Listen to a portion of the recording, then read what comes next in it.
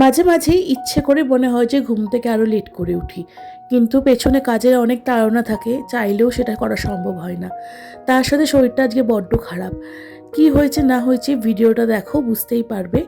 আমার গলা শুনে তোমরা হয়তো বুঝতে পারছো যে আমার ডাউন লাগছে, আমাকে একটু লাগছে। ইভেন আমি এখন যখন ডাবিং করছি তখন আমার গায়ে বেশ ভালো টেম্পারেচার আছে। সকালবেলায় স্নান করে ময়শ্চারাইজিং করে পুজো দিয়ে আমি আমার ডিটক্স ওয়াটারটা খেয়ে নিলাম। হ্যাঁ, এবার তোমাদেরকে বলবো আস্তে আস্তে আমি কি খাচ্ছি। বিছানা ক্লিন করে যখন রান্নাঘরে আসলাম দেখলাম যে অ্যাজ ইউজুয়াল প্রত্যেকবারের মতো আবার ডাল বাইরে বেরিয়ে গেছে। কি বিরক্তিকর লাগে। আজকে ব্রেকফাস্ট খেতে ইচ্ছে করেনি, সেই কারণেই চিয়া সিড ভেজানো জলটাই খেয়েছিলাম। লাঞ্চে ছিল পেঁপে আলু সেদ্ধ, রায়তা, ঢ্যাঁড়স আর ডিম ভাজা, টক ডাল, আর বিশেষ কিছু করিনি। সন্ধেবেলায় চা পাউরুটি খেলাম, প্রচণ্ড কাশি, গলা ব্যথা, একটুও ভালো লাগছে না। মানে আর কোনো কিছু ভিডিও শ্যুটই করিনি, কয়েকটা জামা কাপড় কেচেছিলাম, সেগুলোকে এখন ভাঁজ করব। চোখ মুখের অবস্থা দেখে বুঝতেই পারছো, ঘাম বসে কাশিটা হয়েছে।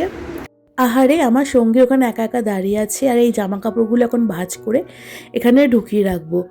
ওষুধ আনতে গেছিলো বাবাই, আর ফেরার পথে আমার জন্যই মালাটা নিয়ে এসেছিলো, জুঁই ফুলের মালা।